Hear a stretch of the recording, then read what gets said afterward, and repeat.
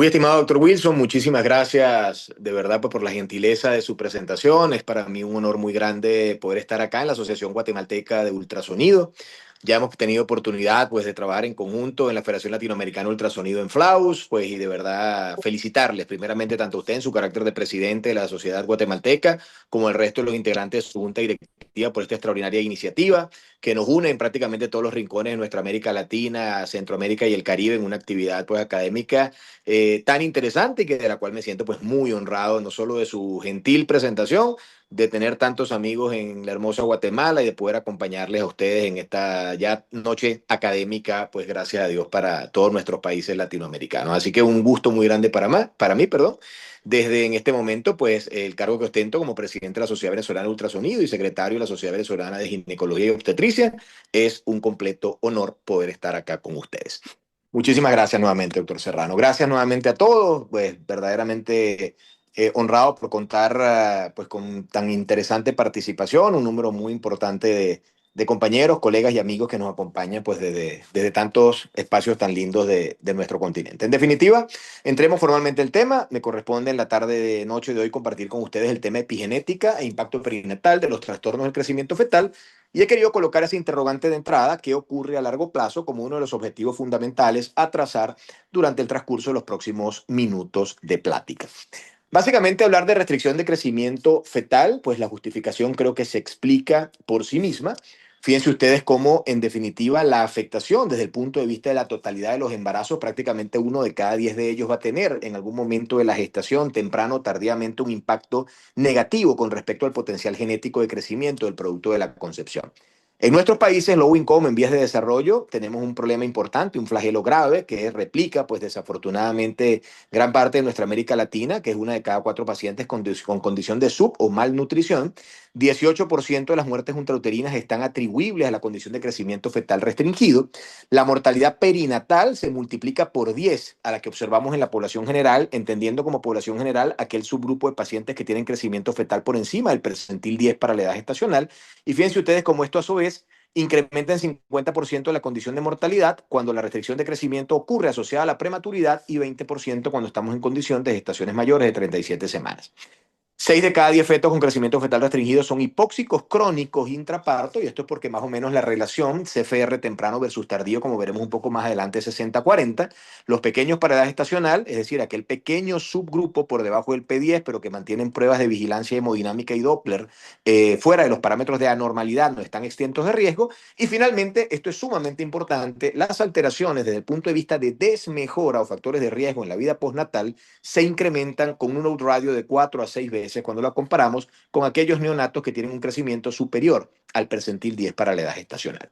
Si esto no nos llama la atención, yo espero que esto sí lo haga. Esto es un contador de morbimortalidad. Trata de reflejar lo que está ocurriendo en este momento para el día de hoy, 24 de junio de 2025. Y lo que ven en rojo es básicamente como casi a razón de 1 por segundo existe alguna complicación perinatal con un resultado perinatal adverso asociado a condición de crecimiento fetal restringido y prematuridad. Es decir, existe una alta asociación entre CFR y prematuridad iatrogénica, entendiendo lógicamente para nuestra audiencia que la iatrogenia y la malapraxis son contextos bioéticamente muy diferentes. Cuando hablamos de prematuridad iatrogénica es aquel caso en la que tengo una restricción de crecimiento fetal por debajo del P10, posiblemente con alguna disfunción hemodinámica, alguna alteración de las pruebas de vigilancia fetal anteparto, y yo considero obstétricamente prudente el desembarazar a la gestante o la resolución obstétrica, aún enfrentando la condición de la prematuridad. Pues esta combinación de neonatos pretérmino con asociación de crecimiento fetal por debajo del P10 tienen una posibilidad pronóstico perinatal adverso de una razón de casi 1 por segundo, como básicamente vemos en este contador de morbimortalidad.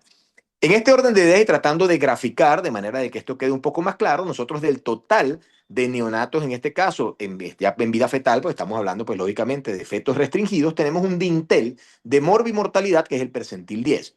Si a ese dintel de percentil 10 le colocamos la lupa, pues nosotros vamos a tener una relación inversamente proporcional entre lo que implica crecimiento fetal y mortalidad.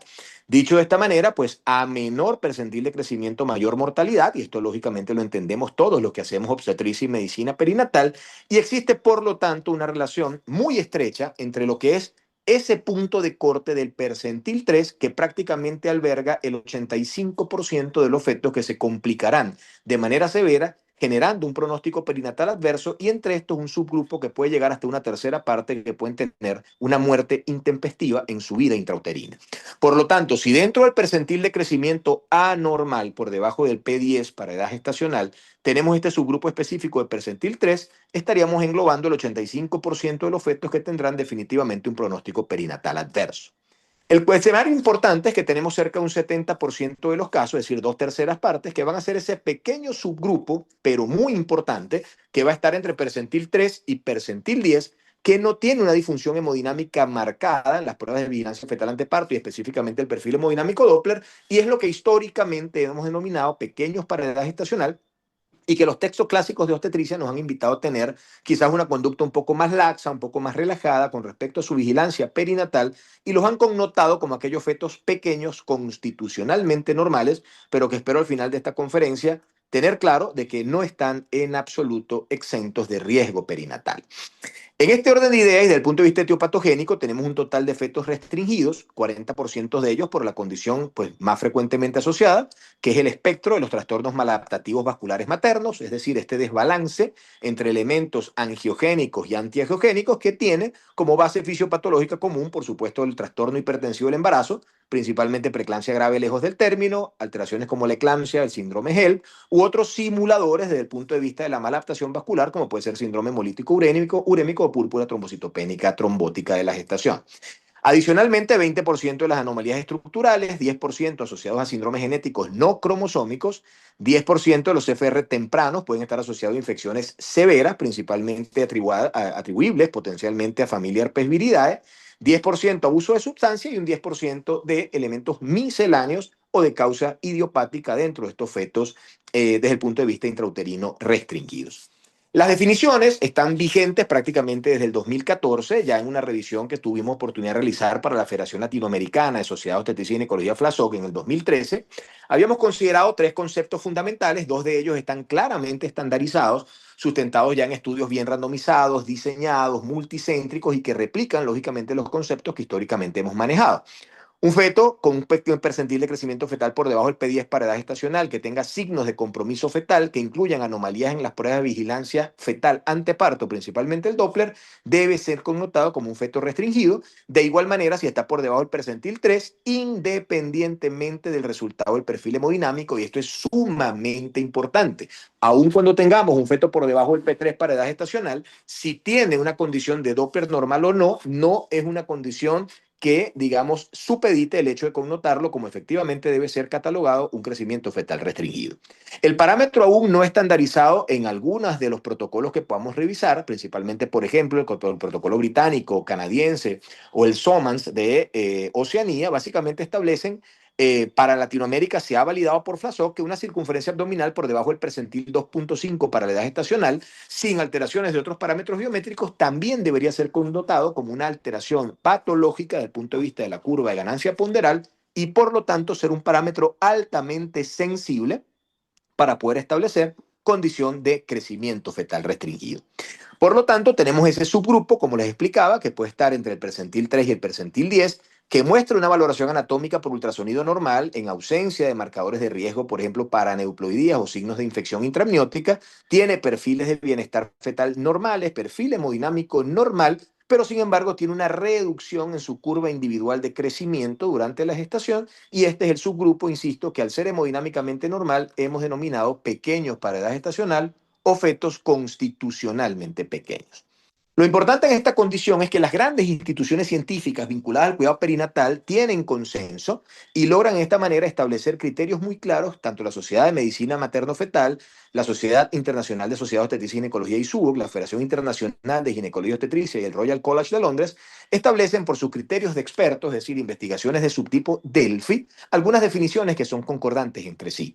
La idea de yo traerles esta gráfica es que fíjense ustedes como ISUOC, FIGO y el Royal College establece dentro de sus protocolos un viejo conocido que en la última década y preferiblemente en los últimos 5 años ha ganado una relevancia sustancial en la vigilancia perinatal, que es la relación cerebro-placentaria o el índice cerebro-placentario, que no es otra cosa que la relación que existe, como su nombre lo indica, entre el índice de pulsatilidad de la arteria cerebral media entre el índice de la pulsatilidad de la arteria umbilical libre. Esta relación que lo hemos manejado manejado durante muchos años, que cayó en desuso en los primeros protocolos de evaluación principalmente llevados a cabo por el Hospital Clínic de Barcelona, el subgrupo del profesor Eduard Gratacós y Francesc Figueras en su momento, recientemente ha retomado un valor sumamente importante para sobre todo catalogar fetos con riesgo de alteraciones en su índice de hipoxia o en connotación de hipoxia crónica intrauterina. El contexto fundamentalmente, queridos amigos, es que tenemos una condición multifactorial. Cuando tenemos factores multifactoriales, como ocurre por ejemplo con la preeclampsia, que insisto, tiene una base fisiopatológica maladaptativa vascular común con el abruptio placentae y por supuesto con la restricción de crecimiento fetal, tenemos elementos maternos, tenemos alteraciones desde el punto de vista placentario funiculares y alteraciones propiamente fetales que se combinan entre sí para establecer un feto que genéticamente estaba codificado para desarrollar un potencial de crecimiento, pero que desafortunadamente ante esta condición, digamos, de alteraciones o factores adversos, pues lógicamente no logra expresar de manera normal ese potencial genético de crecimiento. En este orden de ideas, lo que hay consenso en la actualidad y este protocolo de diagnóstico, seguimiento progresivo y evaluación parte del grupo del doctor Gratacos pues, en el Hospital Clínic, establece 4 subtipos fundamentales de crecimiento fetal restringido. Y fíjense ustedes cómo básicamente la progresión es lo que históricamente ha sido determinada por el componente evolutivo que ocurre en el Doppler de la arteria umbilical libre. De esta manera, un CFR tipo 1 básicamente tiene un crecimiento fetal por debajo del P3. Fíjense cómo aparece la relación o índice cerebro-placentario por debajo del percentil 5 para edad gestacional, que se ha denominado en este momento una adaptación vascular subclínica. Dicho de esta manera, la verdadera utilidad que hoy en día tiene el índice cerebro-placentario y que quiero dejar muy enfático en este momento, hoy en día se considera un punto de buena práctica clínica con niveles de evidencia 1 y grado de recomendación A.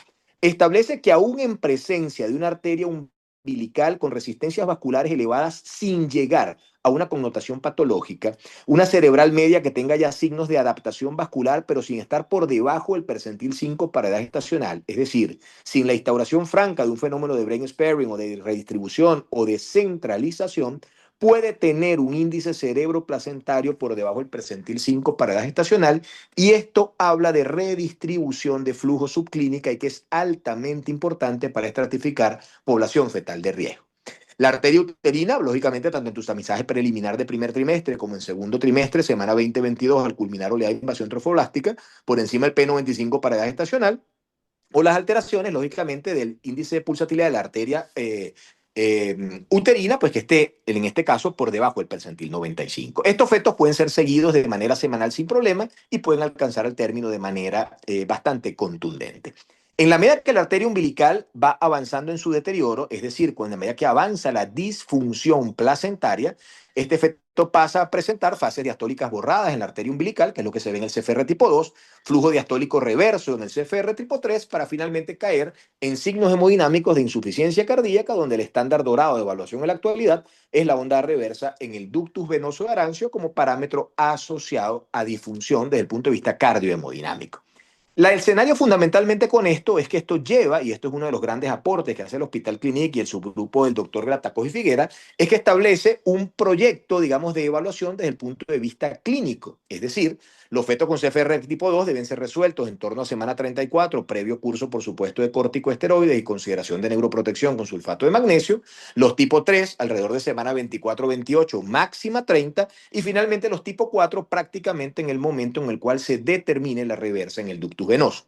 Si yo tuviera que parar mi plática en este momento y decirles dónde no debemos llegar en un seguimiento hemodinámico, lógicamente sería en un CFR tipo 4, porque no solamente entregaremos al neonatólogo un crecimiento fetal por debajo del P3 en condición de prematuridad, con todo el flagelo de la condición pretérmino que implica este escenario, sino que adicionalmente entregaremos un neonato en condición de insuficiencia cardíaca, muy probablemente hipertensión pulmonar con refractariedad al uso de sildenafil, requieren milrinone, parámetros de ventilación mecánica asistida, generalmente con PEIP elevado, y esto básicamente desmejora de manera sustancial el pronóstico neonatal a corto plazo.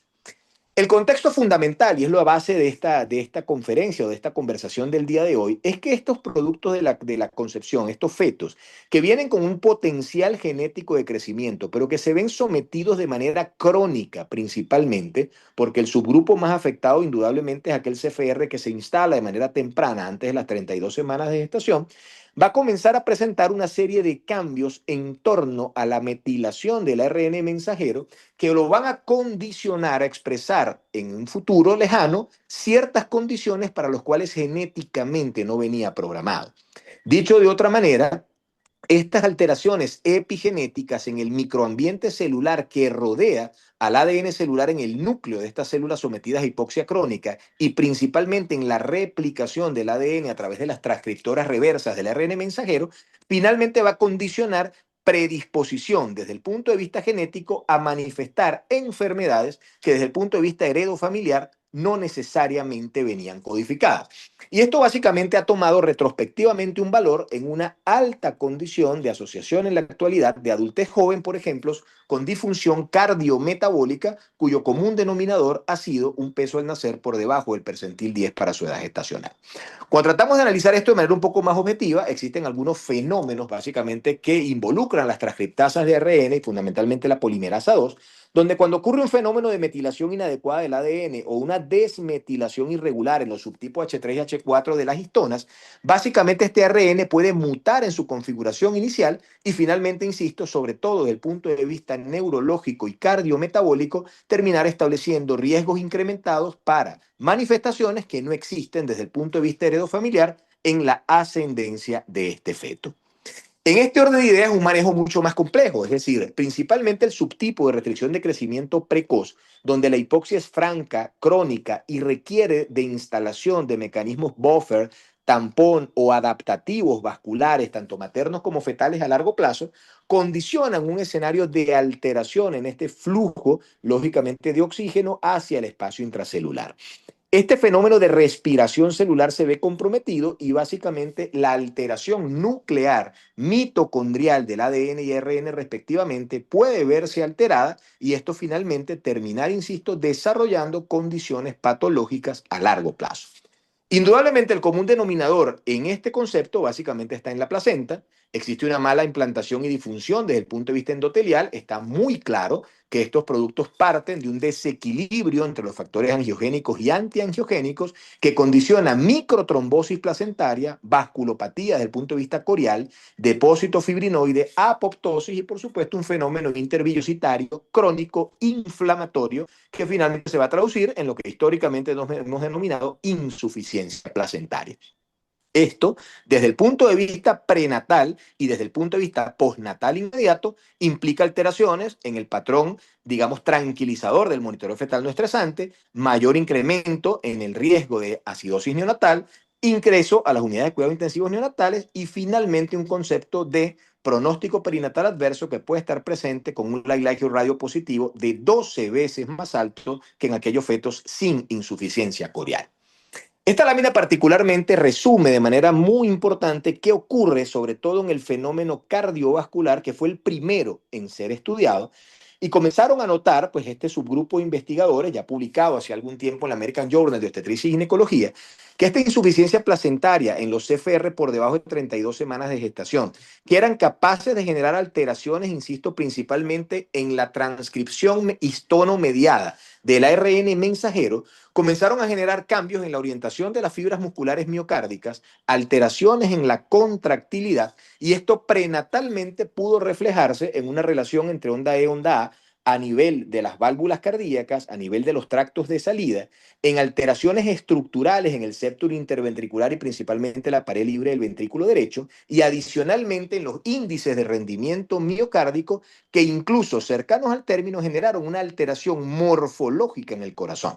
Ese aspecto globoso, distendido, globular, hipertrófico del corazón propio de los fetos con restricción crónica de su crecimiento es un indicador hemodinámico indiscutible de un fenómeno hipóxico crónico, posiblemente acidémico y que invariablemente va a jugar un papel negativo en el pronóstico epigenético de este neonato. Esta lámina particularmente me gusta mucho, igualmente es del grupo del Hospital de Barcelona, lo encabeza la doctora Fátima Crispi, especialista lógicamente en cardiología fetal del Hospital Clinic. Y fíjense ustedes cómo contra antes podamos impactar, posiblemente mejores resultados podamos tener a largo plazo en esta programación fetal, que es un concepto que si bien no es nuevo, tiene cerca de 5 años acuñándose en la medicina perinatal, debe ser lógicamente de conocimiento pleno de todos los ginecólogos obstetras o de todas aquellas personas que nos dediquemos al ultrasonido obstétrico. Dicho de otra manera, en la medida que este impacto epigenético sea más crónico, las probabilidades de poder establecer conductas o modos de vida a corto, mediano y largo plazo que permitan revertir esta nueva o neopredisposición a desarrollar enfermedades cardiometabólicas, cada vez tenemos una ventana más baja. Por lo tanto, esta programación fetal debe comenzar tan pronto como sea posible, tratando nosotros de mejorar el ambiente epigenético de estos productos de la concepción, que ya desde el primer trimestre de la gestación, a través de una relación, factores angiogénicos antiangiogénicos, como puede ser, por ejemplo, un SPLIT1, factor de crecimiento placentario por encima de 38, o un Doppler de arteria uterina por encima del P95 para edad estacional entre semana 11 y 14, ya pudiéramos establecer una serie de medidas profilácticas que nos permitan indudablemente impactar de manera positiva en esta replicación epigenética inadecuada que la hipoxia crónica, considerará o condicionará a largo plazo. A título recordatorio, CFR precoz tiene un reto importante, es el manejo. Recuerden ustedes que es el que tiene comportamiento hemodinámico clásico, es decir, pasa de un IP alterado en arteria uterina a tener alteraciones a nivel del índice de pulsatilidad de la arteria umbilical, se borran las fases telediastólicas, luego las diástoles completas, luego aparece la reversa. En este interín entre borramiento y reversa de la umbilical, el segundo vaso en afectarse es la aorta ascendente, específicamente el istmo aórtico, y ya esto comienza a tener fenómenos hemodinámicos de redistribución central de flujo, donde el feto, lógicamente, en este fenómeno tampón de buffer o de proteger sus órganos blancos, vasodilata todo el callado aórtico, las carótidas, lógicamente el circuito vascular central de Willis para poder garantizar perfusión central. De igual manera lo hace con las coronarias y con las arteriolas aferentes, en este caso a nivel suprarrenal, como estos tres órganos blancos clásicos que trata de proteger un feto en condición de hipoxia crónica. El reto verdaderamente en el diagnóstico lo tiene el CFR tardío, es decir, el feto que se restringe por encima de semana 32 de gestación, porque es aquel que tiene un comportamiento errático, que sus mecanismos tampones antihipoxia crónica están muy mal desarrollados, y es este feto que puede pasar de manera abrupta o súbita sin tener un deterioro hemodinámico fetal progresivo, por ejemplo, de unas fases diastólicas presentes, pero por encima del P95 la umbilical, a una fases diastólicas reversas o incluso disfunción cardiohemodinámica a través de un ducto venoso arancio reverso, de forma errática, de forma abrupta, de forma intempestiva, y son los fetos que tienen mayor tasa de mortalidad intrauterina por disfunción o mal adaptación a estos fenómenos hipóxicos agudos. Si volvemos a tratar de expresar esto de manera clásica, eso que ustedes ven allí son 1000 nacidos vivos. Si usted se dedica a hacer Doppler obstétrico, por cada 1000 nacidos vivos usted va a tener 6 disfunciones hemodinámicas importantes. Cuando me refiero a importante, estoy hablando de crecimientos fetales restringidos estadio 3 según Clínic de Barcelona, con fases diastólicas reversas en su arteria umbilical. 3 de ellos van a tener alteraciones del sistema nervioso central secundarias a la hipoxia, que pueden ir desde espectros leves desde el punto de vista cognitivo hasta alteraciones mucho más severas que pueden llevar inclusive a la parálisis cerebral infantil. Y 4 de ellos alteraciones desde el punto de vista cardiohemodinámico con alteraciones estructurales en esta esfera que van a condicionar alteraciones cardiometabólicas como hipertensión, ANGOR, cardiopatía isquémica, enfermedad vascular cerebral y otro subgrupo importante de enfermedades que iremos desarrollando en esta segunda parte de la presentación. Ya les adelantaba que en el 2013 habíamos hecho una apreciación preliminar en nuestro grupo de trabajo en Venezuela, publicado en la Federación Latinoamericana de Obstetricia y Ginecología, donde habíamos evaluado que este 50% de los fetos con pequeños para edad gestacional, es decir, que tenían un crecimiento fetal por debajo del P10, pero sin disfunción hemodinámica del Doppler, tenían mal resultado perinatal, que muchos de ellos durante el trabajo de parto hacían patrones no tranquilizadores en el monitoreo fetal no estresante, categoría 2 o categoría 3 según el Colegio Americano Obstetra y Ginecólogo, eran acidóticos o afícticos por pH-metría de cordón umbilical y cuero cabelludo, y finalmente tenían más riesgo de hacer alteraciones metabólicas neonatales como hipocalcemia, hipoglicemia o hipomagnesemia. Un tiempo después aparece este metaanálisis muy interesante que reflejan en ese forest plot, en ese diagrama de bosque que ven allí en la parte derecha, donde estos fetos que tienen restricción de crecimiento fetal, independientemente que el perfil hemodinámico no esté severamente alterado, duplican el riesgo de pronóstico perinatal adverso cuando los comparamos con el subgrupo de neonatos que tienen un crecimiento por encima del P10 para edad gestacional. Si pasamos ecográficamente esfera específica, fíjense ustedes, ya esto es una evaluación postnatal en el corazón de niños en el transcurso de sus primeros 2 años de vida. Lo que ven del lado izquierdo de la presentación, esto que están viendo acá, hay que señalarlo con mi puntero, es un corazón normal, con la elongación adecuada de las cavidades cardíacas, donde vemos con claridad un ventrículo morfológicamente izquierdo, que básicamente es más triangular, que ocupa el ápex cardíaco, contra un corazón de aspecto globoso, que tiene un septum interventricular engrosado y que básicamente tiene alteraciones desde el punto de vista hemodinámico en sus fracciones de acortamiento, fracciones de eyección y Doppler tisular. Si en estos mismos productos los sometemos a Doppler carotidio, vamos a ver que en los fetos con restricción de crecimiento fetal por debajo del percentil 10 para la edad gestacional, tienen adventicias carotidias más gruesas, carótidas con mayor calibre y diámetros transversos de los vasos de perfusión central incrementados con significancia estadística cuando los comparamos con fetos que crecen por encima del percentil 10. De manera que, en definitiva, en productos de concepción a los 2 años de vida, aún vemos remodelado cardiovascular secuelar o secundario a la alteración intrauterina de su crecimiento. Si esto lo tratamos de llevar de forma todavía más específica y ya comenzamos a evaluar, parámetros que vayan desde el punto de vista formalmente hemodinámico a la ecocardiografía neonatal, insisto, seguimos manejando productos en sus primeros 5 años de vida postnatal. Fíjense ustedes cómo las fracciones de eyección se ven comprometidas, los diámetros ventriculares al final de la sístole y principalmente al final de la diástole, lo que establece una disfunción diastólica temprana, tienen significancia estadística cuando los comparamos con fetos que al momento de su nacimiento tenían un crecimiento fetal por encima del percentil 10 para la gestación. Y si vamos en este subgrupo de manera ahora retrospectiva y evaluamos cuáles de los parámetros pudieron ser más sensibles en vida prenatal para predecir en esta primera infancia este remodelado cardiovascular, nos conseguimos que el índice de pulsatilidad en el ductus venoso, el índice en este caso de pulsatilidad o la reversa en el istmo aórtico y la relación cerebro-placentaria pudieran ser sin lugar a duda los parámetros que me ofrezcan mayor sensibilidad y mayor valor predictivo positivo a la hora de anticipar remodelado cardiovascular.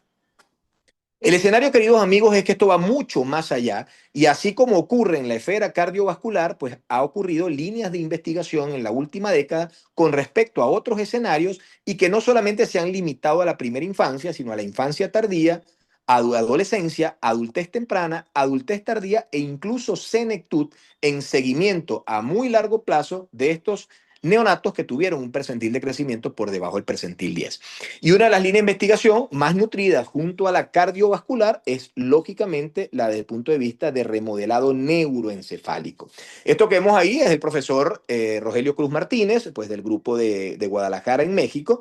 Rogelio en este estudio, donde utiliza Doppler fraccional a nivel principalmente del lóbulo frontal, publica de que no solamente es el polígono de Willis a través de la arteria cerebral media la que puede sufrir adaptaciones subclínicas, sino que todo el circuito vascular central dado por cerebral anterior, arteria pericallosa, calloso marginal, incluso las ramas subcorticales, muestran alteraciones semicuantitativas en tu índice de pulsatilidad y un incremento en este valor desde el punto de vista de Doppler fraccional, lo que implica una sobrecarga vascular encefálica que pudiera condicionar a largo plazo alteraciones adaptativas en estos fetos restringidos.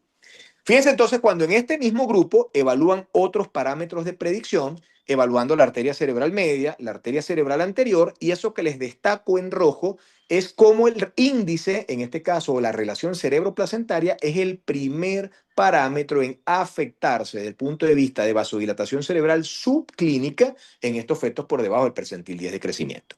Si en este momento me toca parar la plática y darles una conclusión definitiva, toda persona que se dedique a la ecografía obstétrica y que realice un perfil hemodinámico está obligado a realizar en el 100% de su población consultante una relación cerebro-placentaria independientemente de que ese feto tenga un Doppler individual vascularmente hablando normal. Lo digo de otra manera. Si usted tiene un Doppler umbilical normal significa que esté por debajo del percentil 95 para la edad gestacional y tiene una arteria cerebral media que esté por encima del percentil 5 para la edad gestacional, debemos nosotros por norma concluir ese Doppler como normal. Pero si la umbilical está cercano al P95 sin sobrepasarlo, la cerebral está cercano al P5 sin vasodilatarse francamente, y yo realizo mi relación cerebro-umbilical y la llevo a tablas, sin duda alguna va a estar por debajo del percentil 5 para edad estacional, y ese es un feto que, a pesar de que posiblemente no esté por debajo del P10 en ese momento, que no tenga un Doppler severamente alterado, tiene signos preclínicos de redistribución hemodinámica que pueden marcar un fenómeno epigenético a largo plazo por hipoxia cerebral crónica de comportamiento subclínico. Si yo este subgrupo lo evalúo posteriormente para evaluar y para condicionar cuál es el riesgo relativo de muerte perinatal, fíjense ustedes cómo el riesgo se eleva de manera estadísticamente significativa, y de igual manera para predecir resultado perinatal adverso solo por el hecho de tener una relación cerebroplacentaria por debajo del P5 para edad gestacional. ¿Cuál es el detalle con estos casos? Que cuando siguieron los embarazos hasta el término, este grupo que tuvo vasodilatación selectiva subclínica con relación cerebroplacentaria comprometida por debajo del P5 para edad gestacional, aún en ausencia de Doppler severamente afectado, disparó la tasa de cesáreas, disparó la tasa de nacimiento vía abdominal por distrés desde el punto de vista de alteración o patrón no tranquilizador al monitoreo fetal, y las tasas de acidosis neonatal por pHimetría umbilical. Cuando siguieron este grupo, el mismo equipo del doctor Rogelio, a través de su unidad de seguimiento en Querétaro y Guadalajara, se dieron cuenta que tenían mayor alteración desde el punto de vista de la esfera cognitiva en los primeros 5 años de vida, alteraciones de lenguaje, disfunción motora fina, alteraciones de adaptación socioemocional y desde el punto de vista socioafectivo en comparación con aquellos productos que no tuvieron alteraciones en su crecimiento.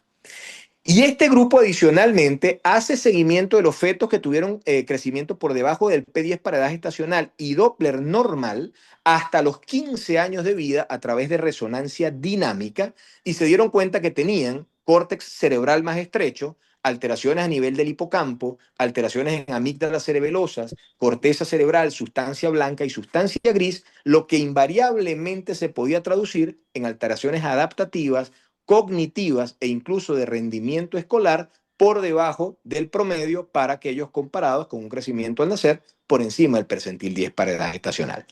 Por lo tanto, tenemos impacto en riesgo de desarrollo en la adultez temprana, tardía y lógicamente a nivel de la tercera etapa de nuestras vidas o en digamos, la adultez prolongada o senectud, de hipertensión, de cardiopatía isquémica, colapso, alteraciones desde el punto de vista arteriosclerótico, alteraciones respiratorias, alteraciones en el neurodesarrollo, lenguaje, adaptación, condición cognitiva, incluso asociación con demencia de instauración temprana y otros parámetros que podemos ir desarrollando en el transcurso de los próximos minutos. La esfera interesante, y la dejo como una alternativa para la ronda de preguntas e incluso como escenarios de nuevas líneas de investigación, es que cuando analizamos las modificaciones epigenéticas de los fetos hipóxicamente restringidos, conseguimos que las modificaciones en la desmetilación de histonas, en la metilación de ADN y en la alteración de la replicación por transcriptasa son exactamente similares a los cambios que ocurren en la macrosomía fetal, principalmente en aquellos fetos macrosómicos secundarios a patología metabólica materna, específicamente diabetes mellitus gestacional o pregestacional descompensadas en hiperglicemia. Es decir, el comportamiento hipóxico que tiene el feto restringido es similar al cardiometabólico por microangiopatía que desarrolla la paciente diabética. Por lo tanto, les dejo en esta ventana de discusión el hecho de que el feto macrosómico tiene un riesgo muy similar al restringido de desarrollar modificaciones epigenéticas a largo plazo. Tratando de avanzar un poquito en esta condición, fíjense ustedes cómo en este algoritmo las condiciones de susceptibilidad genética, factores nutricionales y otros factores medioambientales pueden verse de manera dinámica comprometidos tanto en el escenario de la macrosomía como en el escenario de la restricción de crecimiento, finalmente generando alteraciones desde el punto de vista cardiometabólico, alteraciones y compromiso en la programación celular, apoptosis y finalmente cambios epigenéticos a largo plazo. Hasta ahora, en las líneas de investigación desarrolladas en la última década, ¿cuáles son los aparatos y sistemas que han tenido impacto directo y vínculo con los fetos creciendo por debajo del P10 para la edad estacional?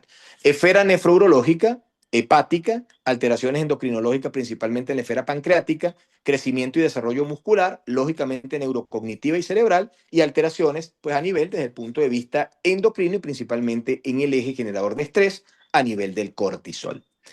¿Qué evidencia, además de la cardiovascular y metabólica, tenemos? Fíjense ustedes en la esfera nefrológica. Alteraciones a nivel del número de nefronas, alteración del sistema renina-angiotensina-aldosterona, desbalance desde el punto de vista de elevación de la producción sistémica de renina y finalmente asociación, lógicamente, con hipertensión arterial, generalmente de debut temprano en la adultez y que no tiene asociación en este subgrupo específico de casos con alteraciones desde el punto de vista del índice de masa corporal. Históricamente hemos llevado al paciente hipertenso una connotación desde el punto de vista de alteración nutricional. En este subgrupo, aún con índice de masa corporal por debajo de 35, desarrollaron alteraciones nefrovasculares que llevaron a hipertensión y el común denominador era un crecimiento fetal restringido. De manera más alarmante, desde el punto de vista de la esfera neurológica y liberación de neurotransmisores, ocurre un desbalance importante en los vinculados con el ácido gamma-aminobutírico y el glutatión. Y esta condición está asociada, como un punto de vista de elemento fisiopatológico, en el evento o circunstancias como la esquizofrenia, la disfunción cognitiva, el trastorno bipolar e incluso trastorno de espectro autista, que alarmantemente estoy seguro en Centroamérica les está ocurriendo como a nosotros en Sudamérica, donde hemos tenido un despunte importantísimo de trastornos de espectro autista en todos sus escenarios de expresión neurocognitiva, desde el TDA o trastorno de déficit de atención clásico, Asperger o autismo funcionales, hasta autismos de expresión muy severa, disfuncional, maladaptativa, con trastornos de ira y mal control, pues lógicamente desde el punto de vista de su grupo primario de apoyo. Adicionalmente a esto y para culminar, tenemos entonces en este momento un contexto de una nueva ventana de expresión y es este fenómeno post-COVID que estamos viviendo en la actualidad. Hemos incorporado a la teoría de las 1000 etiopatiogenias de la preeclampsia de base inmunológica, la teoría 1001, y es que hoy en día tenemos preeclampsia y trombofilia de debut post-COVID como etiopatiogenia o factor desencadenante directo de disfunción desde el punto de vista endotelial, inmunomediada y maladaptativa. Y lógicamente la pandemia y el escenario del COVID hoy en día, pues lógicamente nos genera una nueva ventana, un nuevo fenómeno de seguir a largo plazo estos neonatos, productos de madre con COVID moderado o severo durante la gestación, que fueron sometidos a un fenómeno ventilatorio inadecuado, mala oxigenación materna, hipoperfusión, alteración de hipoxia, probablemente acidosis, que si bien no repercutió directamente en su crecimiento y no llegó a ser un feto por debajo del P10, sí posiblemente vio alterado su índice de hipoxia en vida prenatal y pudiera estar condicionando fenómenos adaptativos epigenéticos que desarrollen a largo plazo otras condiciones que desmejoren su vida. Particularmente en Venezuela y en la revista de la Sociedad de Obstetricia y Ginecología de Venezuela, donde tengo el honor también de desarrollarme como revisor, se publicó justamente en torno a la pandemia estos primeros hallazgos histológicos en población venezolana, donde pudimos determinar el alto grado apoptósico, fibrótico, de alteración microvillositaria, sobre todo en los Steinbele terciario a nivel de placenta, en estos hijos de madres con COVID moderado severo durante la pandemia. Tuvimos una baja incidencia, un bajo subgrupo de efectos creciendo por debajo del percentil 10, pero tuvimos una alta incidencia de alteraciones pH-métricas en cordón umbilical durante las resoluciones obstétricas de los hijos de madre que tuvieron ventilación asistida, incluso con dispositivos no invasivos, por ejemplo, como CPAP o BiPAP nasal, y que posteriormente dieron a luz o tuvieron a estos neonatos. Así que, en definitiva, antes de culminar y abrir cualquier ronda de preguntas que tengamos, los dejo con este interrogante que creo que a todos en este momento nos debe generar, pues digamos, una condición importante en nuestro ejercicio. Todo crecimiento por debajo del P10, aunque tenga un Doppler umbilical normal, si no estoy haciendo de rutina relación cerebroplacentaria, puedo concluir que verdaderamente es un feto sano. Creo que a la luz de la evidencia actual, sin llegar esto a ser evidencia final, pero sí con niveles de evidencia entre grado 2A y 2B, creo que tenemos una conclusión bastante evidente. Finalmente, me permito decirles que a la luz de la evidencia actual, los mecanismos epigenéticos participan activamente durante el desarrollo temprano, tanto en condiciones normales como en sus óptimas. En enfermedades como el trastorno hipertensivo del embarazo y el crecimiento fetal restringido se ha encontrado un incremento en la expresión de inhibidores de acetilación y promotores de desmetilación, principalmente en las subfracciones H3 y H4 a nivel de histonas y transcripción de ARN mensajero, como mecanismo epigenético predominante y que es una vía común de expresión al menos de la patología cardiometabólica con niveles de evidencia bastante contundentes. Existe suficiente evidencia clínica acerca de la relación entre los marcadores epigenéticos y el riesgo de enfermedades a largo plazo. Y el crecimiento fetal deficiente, la macrosomía fetal, tienen una vía común de asociación a enfermedades multisistémicas a largo plazo. Este camino apenas comienza y nos enfrentamos nosotros a los 9 meses más importantes de nuestras vidas. Estos productos de la concepción en programación fetal y con base directa a lo que nosotros como obstetras, médicos maternofetales o perinatólogos podamos impactar contra más temprano posible, tratando en la medida de lo que esté a nuestro alcance de que el crecimiento fetal se mantenga dentro del potencial genético de crecimiento, es la mejor forma de prevenir enfermedades crónicas y tendremos a largo plazo adultos y ancianos, Dios mediante, más sanos. Muchísimas gracias por su atención y quedo abierto a cualquier comentario o interrogante.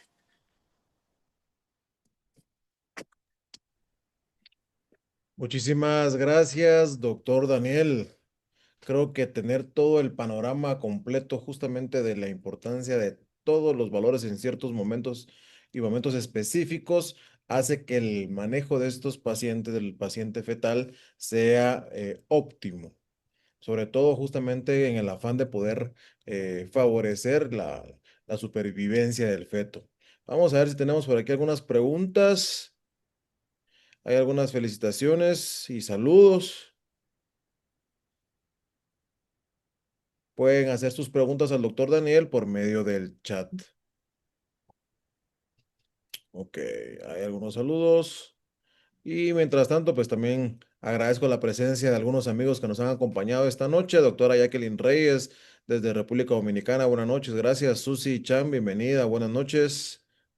Gracias por acompañarnos. María Ramírez, gracias. Catherine Santos, Evelyn Susana Ortiz, desde Guatemala, gracias. Delia Díaz, desde República Dominicana. Doctor Jorge Sagastume, desde la Sierra del Totonacapán, Papantla, Veracruz, México. Buenas noches, gracias por acompañarnos. Edith García, desde República Dominicana. Silvia Lam, desde la ciudad de Guatemala. Muchas gracias para todos. Qué bueno que están por acá. Creo que encontré por acá algún par de preguntas. Mercy Reyes, excelente ponencia, doctor. Claudia Quevedo, muchas gracias, doctor Márquez. Qué útil su conferencia, muy bonita presentación. Comprendo, por lo tanto, que esta condición en los fetos puede dar baja visión y problemas auditivos por la isquemia. ¿Qué opina usted?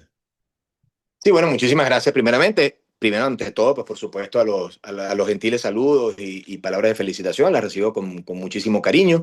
Y sí, básicamente las líneas de investigación desde el punto de vista pues, de alteraciones auditivas o visuales, no existe ninguna línea clara que pues lógicamente, digamos, involucre un impacto epigenético particularmente en estas esferas.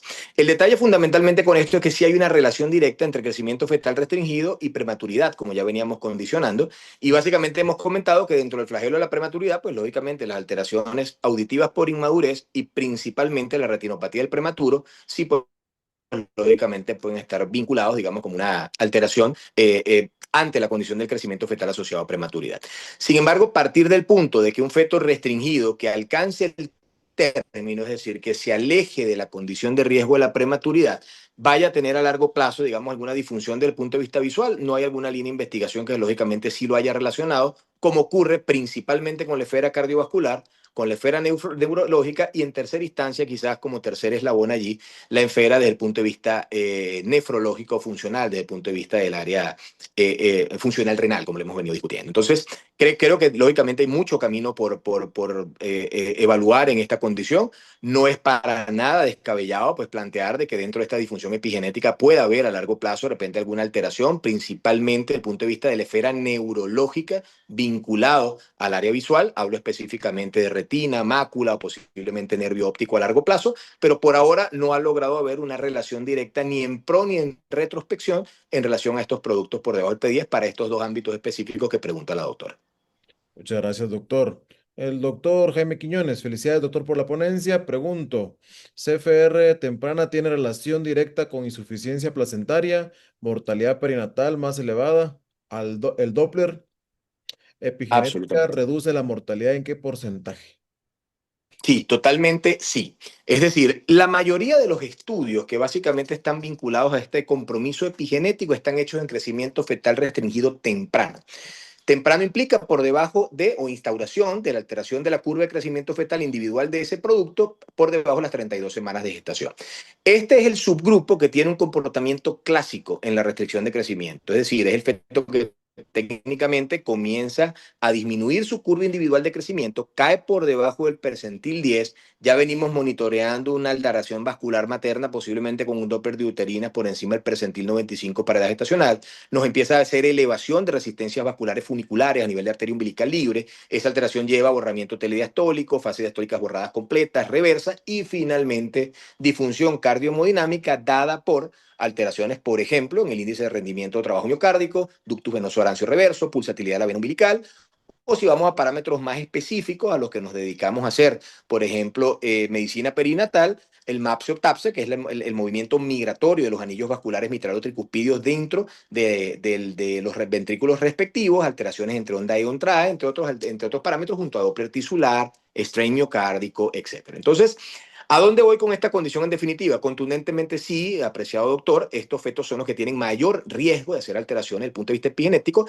y los fetos restringidos crónicos técnicamente tienen una morbilidad mayor y un pronóstico perinatal adverso mayor, pero de manera sumamente interesante tienen una mortalidad perinatal más baja. Es decir, el hecho de adaptarse crónicamente a la hipoxia les permite establecer mecanismos buffer o compensadores más efectivos ante una hipoxia crónica. Es decir, él sacrifica crecimiento con base a qué? Deja de perfundir hígado, por lo tanto esa perfusión preferencial va a cerebro, corazón, glándula suprarrenal, deja de perfundir riñón, por supuesto cae la tasa de filtración glomerular y con tanto el índice amniótico se reduce, por lo tanto ellos finalmente al no distribuir hacia mesenterio, al no distribuir hacia el área hepática y no distribuir hacia el riñón, redistribuyen preferencialmente el flujo de sangre hacia estos órganos blancos, pero tienen mejor adaptación a estos cambios que el que hace el CFR tardío. Por encima de 32 semanas hace una falla placentaria aguda, pero él no está preparado a tolerar hipoxia, viene creciendo normal, viene teniendo una perfusión placentaria normal y de repente ese dintel de perfusión placentaria cae en un 50, un 60%, por ejemplo, por un infarto placentario, por una alteración como un desprendimiento parcial de placenta, un hematoma retroplacentario, entre otras condiciones, y esta insuficiencia placentaria aguda no le permite al feto desarrollar mecanismos compensatorios efectivos. Por lo tanto, cae rápidamente en insuficiencia cardíaca y ese es el feto tardío en su restricción de crecimiento que nos hace una muerte fetal intempestiva. Entonces, si yo tuviera que darles un mensaje final, sí, el feto restringido crónico me va a hacer más alteración epigenética a largo plazo, sin ninguna duda, pero el que me va a hacer una muerte perinatal o un pronóstico perinatal adverso grave con morbilidad, near miss o alteración de mortalidad neonatal es el que hace el CFR tardío porque no tiene mecanismos bien desarrollados de tolerancia a la hipoxia. Excelente, doctor. Hay muchas felicitaciones y saludos. Para quien preguntaba ahí, todavía estamos entregando algunos diplomas de la charla previa. Ya estarán llegando a su correo. Gracias por la anotación. Doctora Esperanza Chan dice si también pudiera haber ya detectarse problemas de dislexia en pacientes justamente con estos hallazgos durante la ecografía y la evaluación de los pacientitos. Sí, no, totalmente, totalmente. Claro, no tenemos manera, evidentemente, de diagnosticar prenatalmente, ¿no? Un evento digamos, de diagnóstico tardío como pudieran ser estos niños, pues, desde el punto de vista disléxico. La dislexia prenatal que podemos evaluar es cuando tenga una base anatómica o estructural, ¿no? Que tengamos alguna alteración que sabemos que a largo plazo va a desarrollar algún tipo de alteración desde el punto de vista de estas características. Pero, indudablemente, dentro de la esfera del neurodesarrollo y cognitivo, sí hacen, como les decía, escolaridad más baja, rendimiento escolar más bajo, y esto tiene una base estrictamente anatómica, como habíamos discutido. Hipocampos menos estructurados, menos densos, tálamos menos desarrollados, núcleos caudados más alterados, compromiso a nivel, por ejemplo, del giro cingulado a nivel de la ínsula, tienen alteraciones a nivel del espesor por resonancia en la primera infancia de sustancia blanca y sustancia gris. Entonces, evidentemente que sí, el componente disléxico va a estar vinculado invariablemente a la alteración de este neurodesarrollo. Una de las cosas que en estas líneas de investigación más alerta ha presentado es no sé cómo está en Guatemala y me gustaría tener este feedback también con ustedes, cómo está la tasa de repente de detección en estos primeros años de vida, hablo entre los 2 y los 5 años, por ejemplo, de todo este espectro del TEA, del trastorno espectro autista, que honestamente en Venezuela es una condición tremendamente alarmante, sin pretender pisar un terreno que no es el mío y lógicamente sin herir ningún tipo de sensibilidad y con máximo respeto.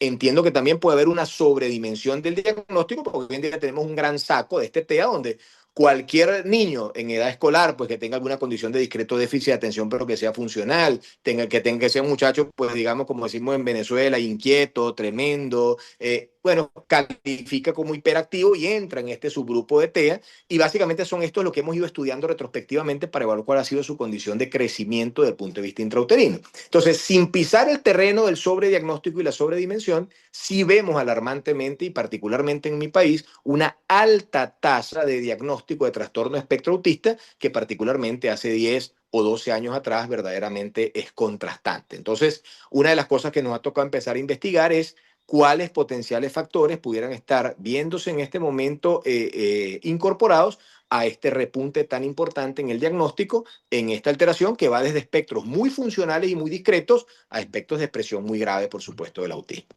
Gracias, doctor. Hay bastantes preguntas. En prácticas de control prenatal a nivel de comunidades rurales en nuestros países, ¿qué relación han encontrado en torno a estos mecanismos epigenéticos? Sí, absolutamente hay una relación directa entre subnutrición o malnutrición materna, alteración del crecimiento fetal y desarrollo desde el punto de vista de esfera neurocognitiva en la primera escolaridad. Esa relación va absolutamente directa y es directamente proporcional. Por eso es que estamos haciendo tanto énfasis en estas líneas de investigación que hablan de la programación fetal. ¿Qué implica programación fetal? Un adecuado control prenatal, garantizar un adecuado suplemento nutricional a la madre, primero desde el punto de vista de su alimentación cotidiana y luego desde el punto de vista de los suplementos de minerales, vitaminas y oligoelementos propios del embarazo, un adecuado suplemento con folato, incorporar otros oligoelementos esenciales como puede ser cobre, magnesio, selenio, zinc, desde el punto de vista pues de este impacto de programación a largo plazo y que permita mejorar finalmente el escenario de nutrición que tenemos. Particularmente incluso hay relaciones directas entre alteraciones maladaptativas vasculares, por ejemplo, y deficiencia crónica de calcio. La ingesta baja de lácteos, principalmente, y derivados cálcicos, tiene una asociación directa con un incremento en el riesgo, por ejemplo, de trastornos maladaptativos vasculares, como CFR o preeclampsia. Entonces, de una u otra manera, en nuestra población que tenemos en área rural y que puede estar sometido a un fenómeno de malnutrición o de subnutrición, sin duda alguna que hay una relación directa en la expresión epigenética de estas alteraciones. Gracias. Ok, excelente ponencia, doctor, dice Yolanda Chacón. Al tomar la relación cerebro-placentaria, teniendo en cuenta que puede estar alterada sin ver alteración del resto del perfil Doppler, ¿aumentaría el riesgo de prematuridad iatrogénica y las complicaciones que se asocian? Excelente pregunta, muy, muy buena. Felicito a la doctora por realizarla. Indudablemente que sí.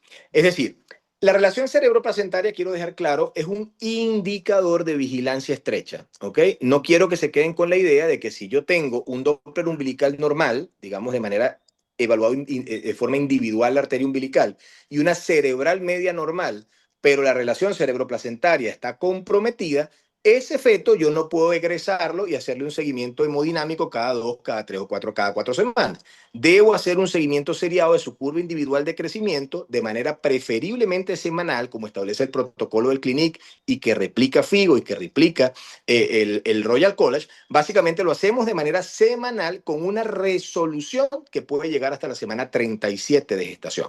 Lo que sí quiero dejar claro es que estos productos que tengan alteraciones desde el punto de vista de la relación cerebro-placentaria no son crecimientos fetales normales, no deben ser connotados como pequeños para edad gestacional o constitucionalmente sanos, que era lo que históricamente conocíamos. Voy al ejemplo. Si yo tenía un feto creciendo por debajo del P10, pero el Doppler estaba normal, ya automáticamente eso era un pequeño para edad gestacional. Yo lo mandaba para la casa, veía al papá un poco más pequeñito, la mamá un poco más pequeña de talla. Listo, esto es un constitucionalmente pequeño, no pasa nada. Vengan 4 semanas para el seguimiento. Ese es el subgrupo que no podemos subdimensionar el problema. Y creo que ese es el mensaje importante que quiero que todos tengan. Si yo tengo un feto que está creciendo por debajo del P10, tiene un Doppler normal, pero la relación cerebro-placentaria está alterada por debajo del P5 para estacional, tengo que hacer seguimiento hemodinámico 1 o 2 veces por semana. Y el tiempo máximo que lo voy a contemporizar es hasta 37 semanas de gestación. Indudablemente, ¿cuál es la intención? Que esto no es un producto que va a llegar a 40 o 41 semanas, tiene menos tolerancia al trabajo de parto, no por esto tiene que ser una cesárea obligatoriamente, pero sí se considera un punto de buena práctica clínica que el trabajo de parto sea bajo monitoreo fetal electrónico permanente, porque tiene un riesgo 2.7 veces más alto que aquel que está creciendo normal de hacer un patrón no tranquilizador, es decir, una alteración de la variabilidad, pérdida lógicamente de hombro anterior o posterior, desaceleraciones tardías, alteraciones desde el punto de vista en el expulsivo y lógicamente hipoxia, que finalmente es lo que esto nos está traduciendo. Por lo tanto, el punto buena práctica radica en seguimiento hemodinámico seriado semanal, resolución obstétrica temprana apenas alcanzar el término y si va a ser una vía vaginal, monitoreo fetal electrónico intraparto de manera continua. Ese es el punto buena práctica clínica. Listo, excelente. Doctor, ¿tiene valor significativo de predicción para una posible restricción temprana valorar el índice de pulsatilidad de la arteria umbilical entre la semana 18 a 22? Sí, muy buen punto. Indudablemente que sí.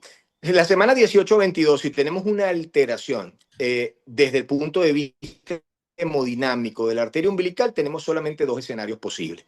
Primero, que al estar en esa condición tenemos una restricción de crecimiento fetal de instauración muy precoz, que si se comporta de manera clásica debe haber partido de un índice de arteria, de pulsatilidad de arteria uterina comprometido probablemente desde el primer trimestre. Es decir, esa paciente en buena lid debió tener un tamizaje de uterina en primer trimestre, semana 11 a 14, identificarla como población de riesgo, si tengo acceso a biomarcadores, hacer una relación de FLT1, factor de crecimiento placentario, que es la tirosinquinasa soluble similar a insulina 1 entre el factor de crecimiento placentario para ver el balance entre factores angiogénicos y antiangiogénicos, y si está por encima de 38, yo sé que o me va a hacer un CFR de instauración temprano o me va a hacer una preeclampsia de instauración precoz. Por lo tanto, esa paciente debió haber estado recibiendo profilaxis con ácido acetil salicílico en el primer trimestre de la gestación. O sea, si paremos o partimos del punto de lo que es el punto de buena práctica clínica.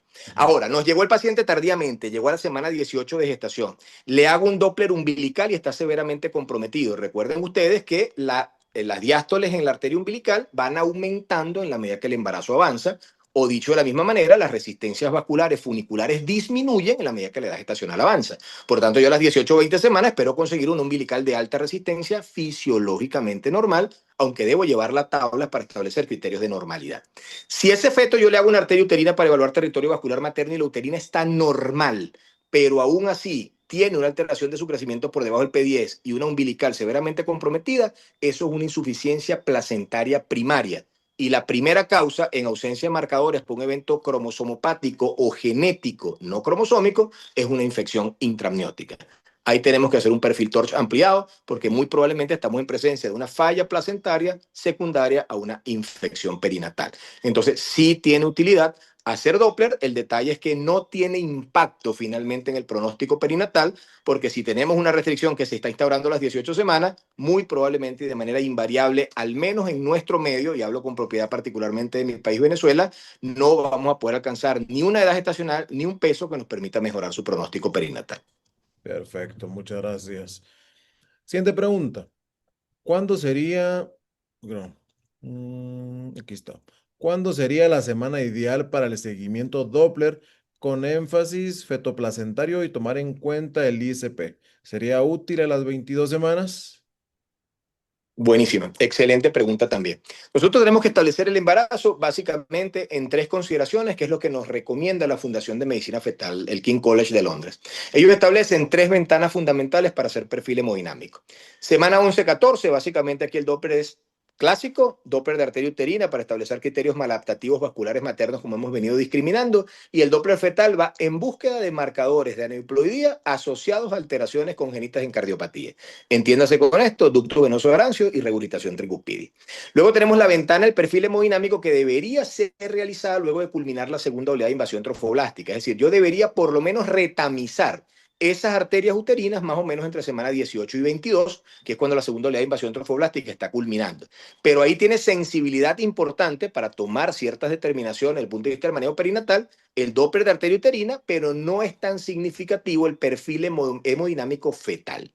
Si tuviéramos que determinar un tiempo ideal para hacer un Doppler completo feto placentario, entiéndase, arteria uterina, umbilical, cerebral media y sistema venoso debería ser entre semana 28, máximo 32 de gestación. Y estamos obligados, a partir de las publicaciones que hace Fundación de Medicina Fetal finales de 2023 y que se mantienen vigentes hasta la fecha, el doctor Kipros Nicolaides se ha mantenido enfáticamente recalcando la utilidad del Doppler en el tercer trimestre, semana 36 de gestación, para determinar alteraciones desde el punto de vista adaptativos tardíos, crecimiento fetal intrauterino retardado tardío y, lógicamente, pronóstico perinatal adverso. Entonces, en definitiva, semana 28 para hacer una primera evaluación hemodinámica de tamizajes y vamos a estandarizar universal el Doppler como herramienta, pues, lógicamente, de estratificación y de prevención, y luego hacer un Doppler en el tercer trimestre, semana 34-36, para yo poder discriminar si tengo que resolver antes o si, lógicamente, puedo llegar con tranquilidad al término de la gestación. Listo, excelente. Pregunta también Daniel Corales. En fetos con CIR bajo vigilancia Doppler, ¿qué medidas farmacológicas tienen evidencia de beneficiarlos mientras vigilamos? Esa es la pregunta más importante, posiblemente sin desmejorar las anteriores de la noche. Doctor, desafortunadamente ninguna, y esto es sustentado de manera muy seria en medicina basada en evidencia. Desafortunadamente, en restricción de crecimiento intrauterino o crecimiento fetal restringido, que es el término actualmente aceptado de instauración precoz, la medida médica más efectiva es decidir el momento oportuno de la gestación con base a primera instancia, determinar de que no caigamos en una insuficiencia desde el punto de vista cardiohemodinámico, es decir, que ese efecto pueda tener un ductus venoso reverso, ya implicaría desmejorar de manera significativa su pronóstico perinatal. ¿Cuál es el momento óptimo de la resolución? Cuando yo estoy entre la fase diastólica borrada y la fase diastólica reversa. El problema es que 8 de cada 10 bebés que caen en fase diastólica reversa en la umbilical hacen de entrada un ductus venoso arancio con onda borrada o reversa. Por lo tanto, ahí tiene cabida, de acuerdo a lo que establece el protocolo del Clínic de Barcelona, la estratificación y determinación de cualitativamente la onda del istmo aórtico. El istmo aórtico, que es ese pequeño segmento vascular que hay entre la emergencia de la subclave y la desembocadura del ductus arterioso, ese pequeño segmento de la aorta descendente, es un estratificador de riesgo para la instauración de la alteración cardiohemodinámica. Dicho de otra manera, un istmo aórtico reverso predice en 7 a 10 días la aparición de la insuficiencia cardíaca dada por una onda reversa en la arteria umbilical. Ahí tiene cabida una referencia oportuna en caso de que el obstetra, con todo respeto, no esté entrenado en la curva de aprendizaje que hay que hacer para medir adecuadamente un istmo aórtico, perdón, poder remitirlo, lógicamente, a un materno-fetal o un perinatólogo que nos haga la evaluación y nos pueda orientar y decir, epa, ya este istmo está reverso, tienes 7 días para que le coloques corticosteroides, hagas neuroprotección con sulfato de magnesio y establezcas la resolución obstétrica.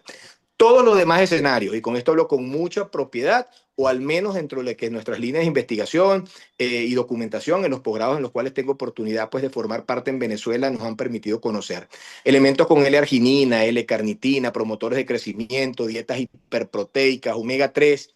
La evidencia médica realmente no es del todo contundente. Estamos esperando el resultado de un estudio que está llevando un compatriota, un paisano, no sé cómo dicen en Guatemala, el doctor Kenny Araujo en Chile, está haciendo un doctorado interesantísimo, un estudio que próximo a publicarse terminando su tesis doctoral, que es el estudio Omega. Kenny está justamente evaluando el impacto del omega 3 en esta programación fetal, en el seguimiento a largo plazo de estos productos, y veremos que quizás no impacten el crecimiento, pero sí pueda mejorar en cierta manera su pronóstico perinatal, y estamos ansiosamente esperando estos resultados.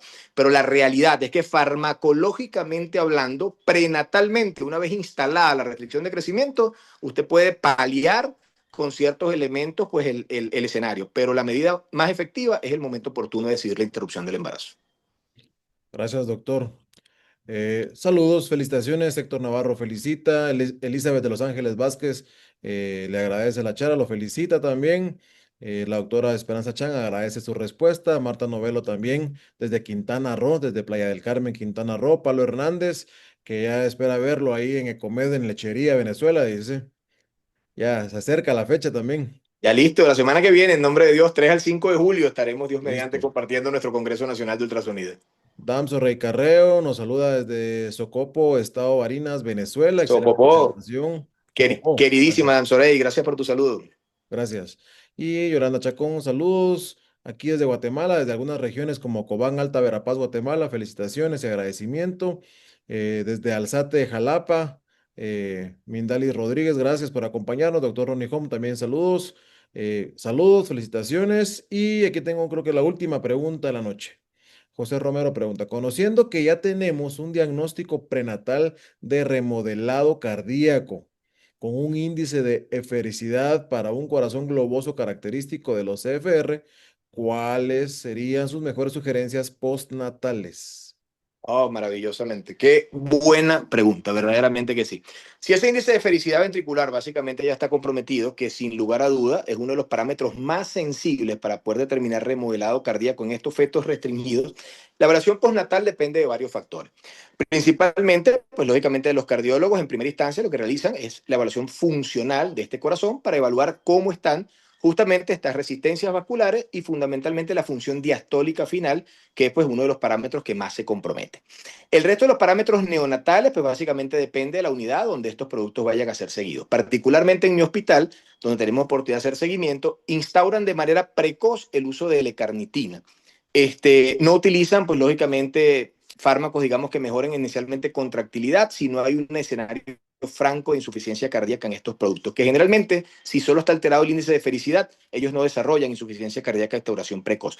Pero sí hay buenas líneas de investigación, algunos de la mayoría de estudios pues son de índole observacional, pero los cardiólogos están muy dados, insisto, a colocar estos, si cabe términos, pues precursores aminoácidos como la L-carnitina, para tratar de mejorar en cierta manera este contexto, digamos, de alteración desde el punto de vista de estructuración cardíaca. Lógicamente, quiero ser muy respetuoso y responsable con esto. No son estudios que en este momento estén estandarizados, está muy universalizado el uso de este tipo de fármacos en los cardiólogos pediatras de manera muy precoce en la vida neonatal. Y esto es lo que quizás los perinatólogos y los obstetras nos permitió tratar de extrapolar estos potenciales beneficios de este tipo de suplementos en vida prenatal, bien sea en impacto desde el punto de vista de crecimiento fetal. Hubo algunas investigaciones que trataron de asociarlo a la degranulación del neumocito tipo 2, en prevenir en cierta manera síndrome de estrés respiratorio del recién nacido, sin obtener los resultados, lógicamente, que permitieran con contundencia determinar esto. Y en otros escenarios, pues vinculados también a la parte. Sin embargo, desde el punto de vista farmacológico, cuando solo hay remodelados sin disfunción diastólica severa y sin insuficiencia cardíaca, generalmente los cardiólogos, particularmente en nuestro medio, orientan a la utilización a largo plazo pues, de la L-carnitina. Excelente, doctor Daniel, muchísimas gracias. Saludos a Rosalina Consuelo, que lo felicita. Saludos a Romeo Haroldo Ramírez desde Mazatenango, Guatemala.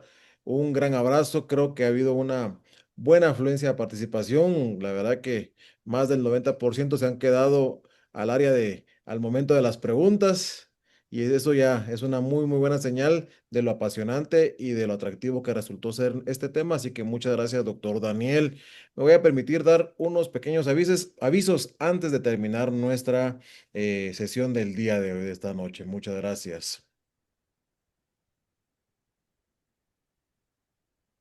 No, bueno, doctor Wilson, pues antes de todo aviso, pues me permito agradecerle pues, formalmente la gentileza de su invitación, por supuesto. Y bueno, nada, gracias a toda la audiencia por permanecer hasta esta hora, por hacer una ronda de preguntas tan satisfactoria, tan completa, de verdad. Gracias y recibo con muchísimo cariño todos los saludos de los distinguidos colegas que tuvieron oportunidad pues de hacer llegar la felicitación a través del chat, a través de usted.